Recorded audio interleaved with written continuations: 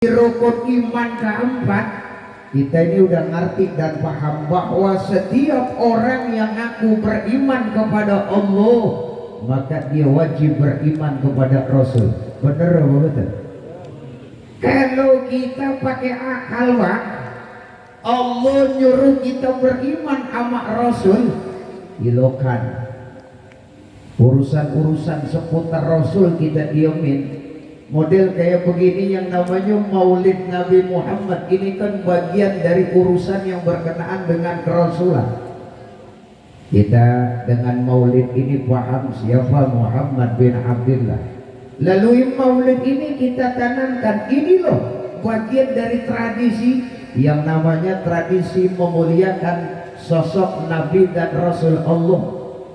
Benar, kita ini belum pernah jumpa bang sama Nabi. Kita ini belum pernah jabat tangan sama Rasul, tapi justru sebelum kita ada, Nabi itu udah banggain kita. Dulu waktu sahabat Abu Bakar As-Siddiq masih hidup, Sayyidina Umar juga masih bergaul dengan Rasul, Sayyidina Ali, sahabat-sahabat lain masih kumpul dengan Rasulullah.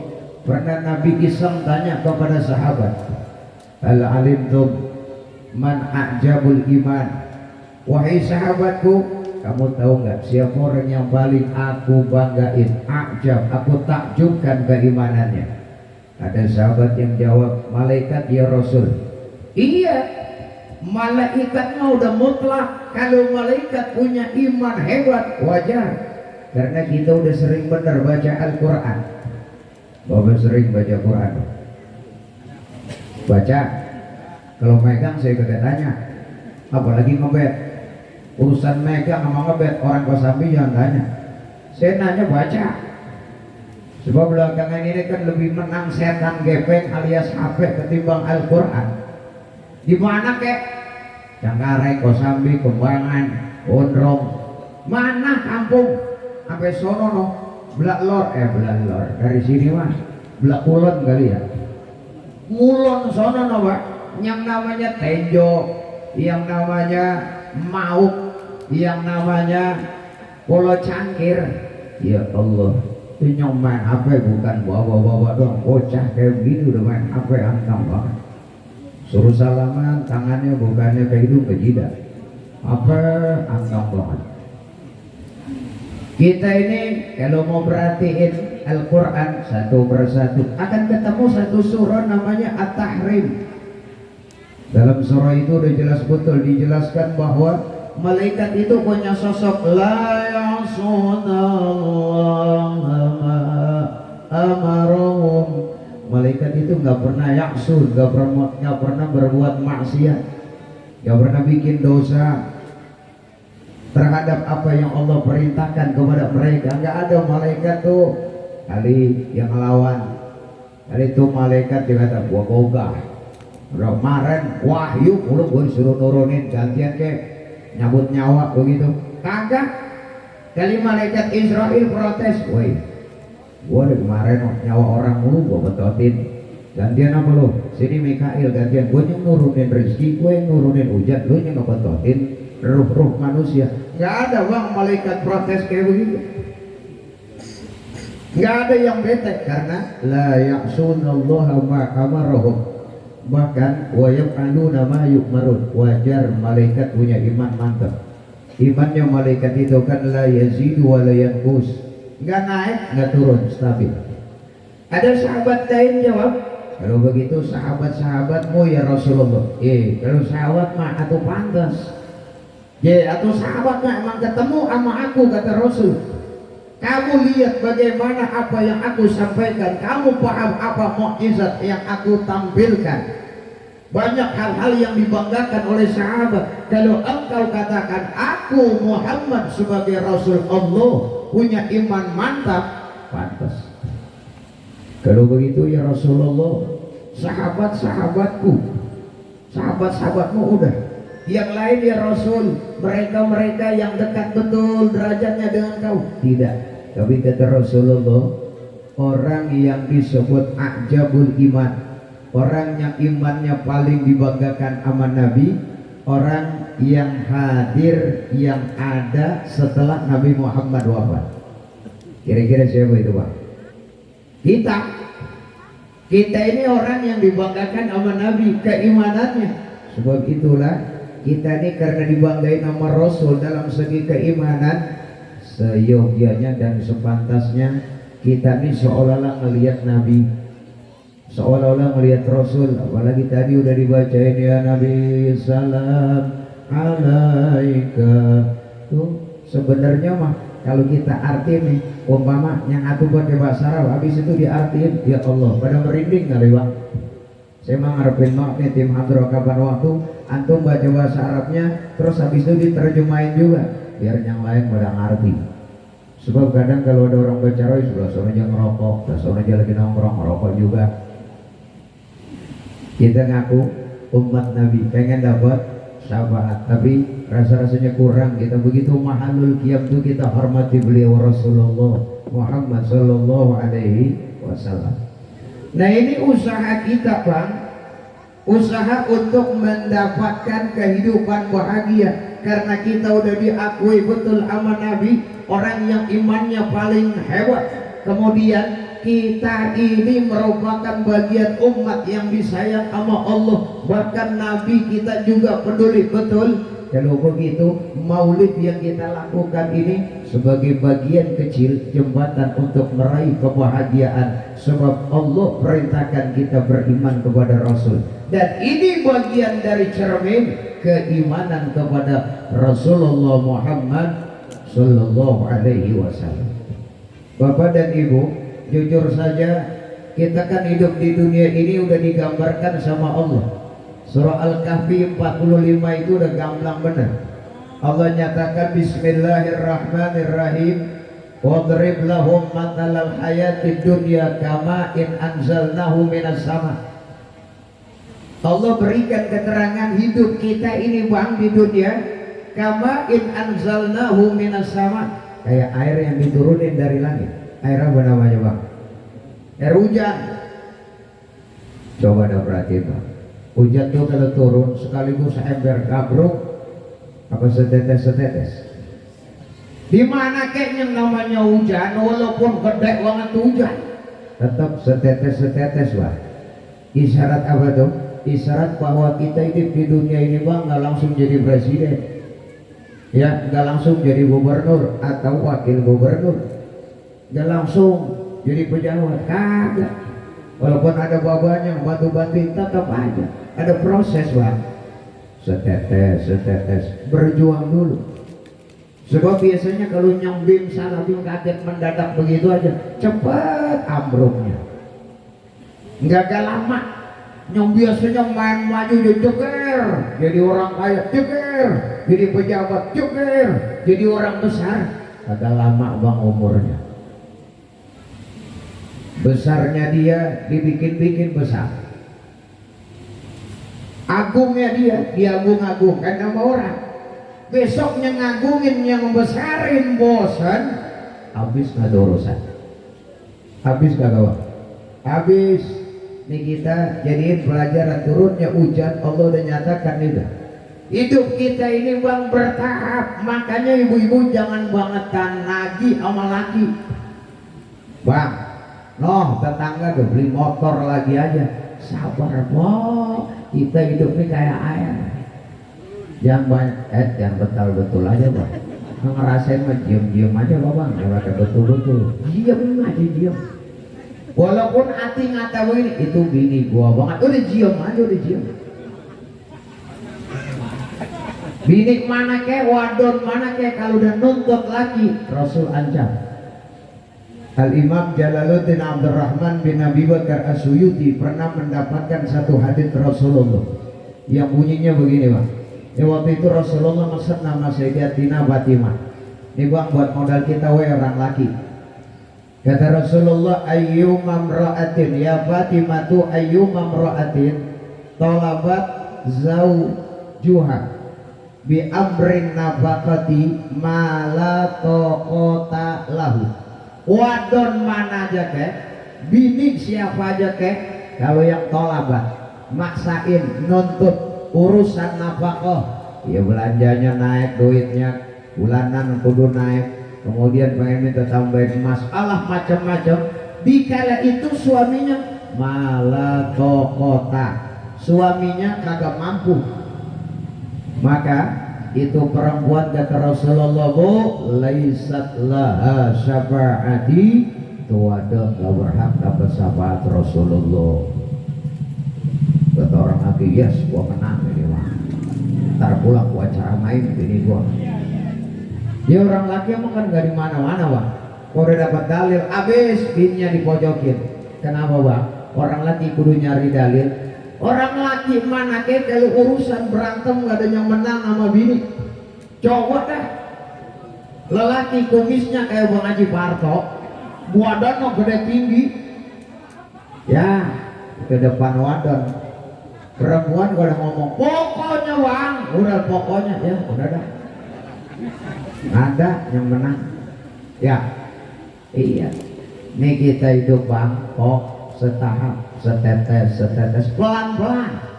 Pondok pesantren Al-Itqan emang langsung gede kayak begitu kagak, pelan-pelan. Kalau kata orang Arab, kotron yasiru bahiron, setetes bang baru jadi bahir, jadi bahar, jadi laut. Ya kita aja setetes dulu masuk ke rahim, gak lama gede, begitu gede keluarnya ada timbuangan berat, ada yang enteng, ada yang kupingnya caplang, ada yang palanya lonjong, macam-macam. Tuh hujan, ini filosofi banget buat kita. Kalau nih malam orang tua kita mukarram Bapak Haji Saripudin Parto bikin acara sederhana tak? Tahun depan insya Allah lebih gede dari ini. Ya setetes pelan-pelan segini dulu. Kalau di malam yang ngomong saya tahun depan insya Allah almarhum Ki Haji Zainuddin MZ hadir. Oh ngapain? Memang apa kalau Allah takdirin? Iya. Orang tua kita aja kadang muncul. Nah ini bapak gua ada walaupun sebentaran, perasaan ada bapak barusan. Lemak itu barusan tadi. Perasaan. Ya kalau Allah udah kendaki kan gak mustahil. Hadirin hadirat sekalian, itu yang pertama. Yang kedua, hujan itu pak, bu, kalau udah masuk ke tanah, nempel di tanah, hujannya berhenti, ninggalin apaan pak? Kalau kata orang sini kau bakar, ada air tuh, sisa. Tuh air, ada yang bening, ada yang coklat dikit, ada yang campuran coklat rada butek, ada yang butek banget. Ini maknanya apa? Maknanya nih kehidupan kita ini bahwa manusia karakternya beda-beda. Ada orang yang diajak dosanya ogah aja, orangnya bening aja.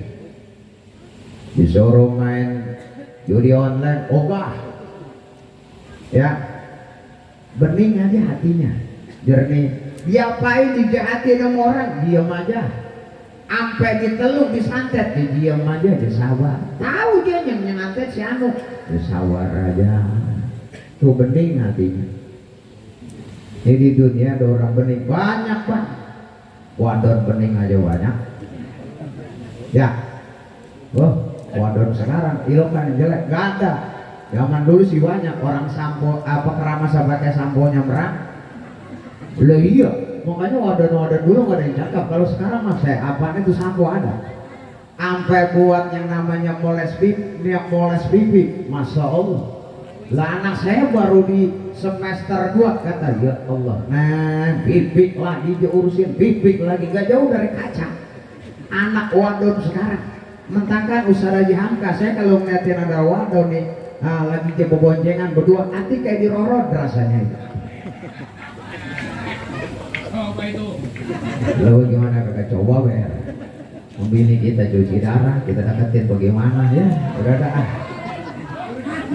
kita nikmatin aja Gus Komar ya, mau dikata apa lagi ya, beningin aja hati, beningin.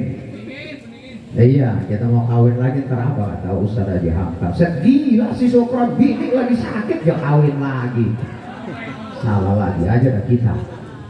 Hadirin sekalian, Yang kedua tuh genangan air ada yang bening, ada yang rada buta. Nah ini manusia kayak begitu. Ada yang kadang dia bening, kadang dia buta. Ini yang campuran antara buta sama kuning, kecoklat-coklatan. Ini yang kayak begini, sholat ngerjain, dosa juga Maulid Nabi datang mulu, walaupun ngajinya jarang. Giliran pengajian ada maulid, dia ada, ngajinya jarang-jarang. Orang sono. Kalau orang sini mah alhamdulillah nggak ada yang ngaku. Emang ini banyak kan orangnya. Terus genangan air itu Pak, ada yang butak aja betul. Ada tuh yang begitu tuh. Sholat ogah, puasa sudahan. Kerjaannya mondar mandiran aja. Ngomongnya tinggi melulu. Kadang adanya di pinggir jalan, megang duit tuh gopean dua. Ntar aja ada orang tahlil, dia ada orang sono, ya ada orang meninggal ngikut, cuman di luar doang. Begitu mayatnya dibawa ke masjid, ke musola, orang-orang pada Allahu Akbar, dia mau ngobrol aja sama supir ambulan. Supir ambulan ambungan saya, kalau supir ambulan sini mah ngikut nyolat juga ya. Hah? Sama, yang bener apa bang? Besok kalau ada tangga mati bang, anterin ke masjid, ke musola, jangan pada nongkrong apa di motor. Do bendera aja kibarin mulu, begini-begini mulu. Juga tadi payah nih, rada ngelepek ini, kurang mantang. Muntar udah jalan tuh ambulan, dia paling getol, paling depan.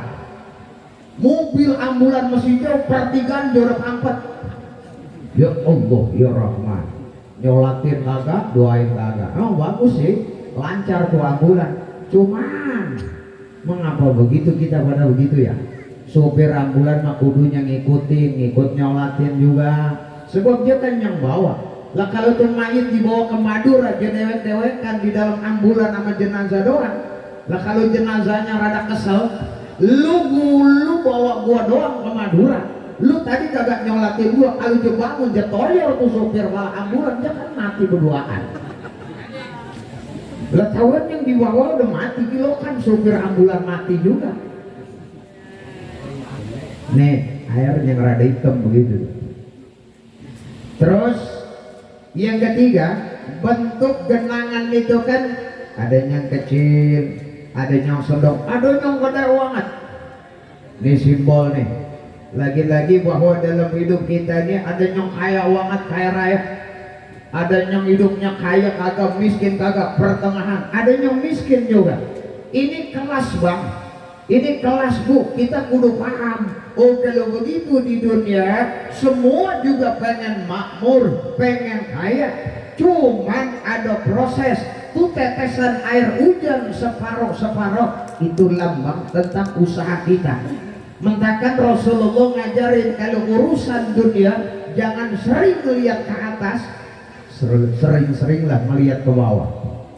Kita kalau ngeliatin ke atas mulu, serham kayak anaknya banyak, udah kawin makmur mulu hidupnya. Kita ngeliatin orang yang atas mulu bang, pegel leher kita. Kalau kita punya sepeda motor, lihat dong orang yang punya sepeda. Yang punya sepeda, lihat dong orang yang cuma jalan kaki. Kita emang kalau udah ditantang tuh dengan bahasanya, lu perasaan dari dulu kawin sampai sekarang anak udah 4, mantu udah 1, cucu udah 2, sepeda aja lu bawa. Perasaan lu kagak sekali-kalinya nunggang motor. Kayaknya itu tantangan, tapi bagaimanapun sadar diri kita bahwa hidup ini kata Allah kama in anzalnahu minas sama.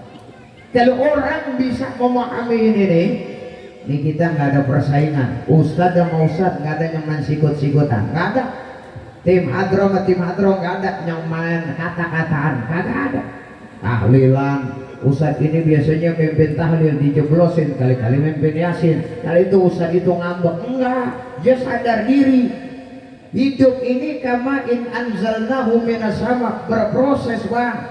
Semua itu begitu. Orang mau jadi kiai ustadz dulu tingkatannya, nggak ada langsung bem salah bem. Pak kiai pergi haji dulu, begitu bagi haji kan ada titelnya tuh haji, kiai haji. Bener loh, betul. Makanya banyak kan kadang usah ambisi mau ngapain bagi haji supaya apa Bang? Gelarnya nambah, kiai haji. Orang kampungan saya, kalau orang kampungan sini pun alhamdulillah. Hadirin hamba Allah yang mulia, dengan dasar ini kita raih pelan-pelan yang namanya kemuliaan hidup. Satu persatu kita doa kita sampai salamatan fiddin itu kita baca, karena kita pengen selamatnya agama kita. Kita udah punya agama, kita pengen selamatin. Satu-satu kita jalani, termasuk nih maulid Nabi. Nah ini yang tadi bahasanya kayak air setetes bang, pelan-pelan, lama-lama alhamdulillah. Kan kita pada ngaku ini udah pada kawin, mau jadi nganten baru, emang langsung punya rumah. Wah, langsung punya kulkas, punya tempat tidur, yang namanya kasurnya lingna, kan kagak. Pertama punya lemari yang pakai resleting, begitu. Naruh kutang sama celana dalam nyampur jadi satu. Dulu lagi nganten baru, kipas angin baru punya, yang ada kipas kebun. Bapak-bapak suaminya paling tidur sama kasur lantai, terus bertahap dari kontrak kita dibangunin dari rumah mbak, kita nambahin terus, mulai maju. Wah, tinggal dapat warisan tambah gede ke rumah, kan begitu ya. Woi, lah iya proses. Sebab kalau nggak pakai proses hidup ini bang, pegel, capek, ya pinggang pegel, kaki capek, ya bang ya, pegel, kaki ya bang, pinggang pegel ya bang, kaki capek, udah jam 9 perjanjiannya jam 9. Bukan bapak nih pala udah ada keringan bang, dari sore ayam mulu sada diangkat, ada layangan di pohon kecapi dipendam di dalam mantel. Alai keliangan gue pengen ngopi, bikinin kopi hitam yang rada kental. Akhirul kalam, assalamualaikum warahmatullahi wabarakatuh.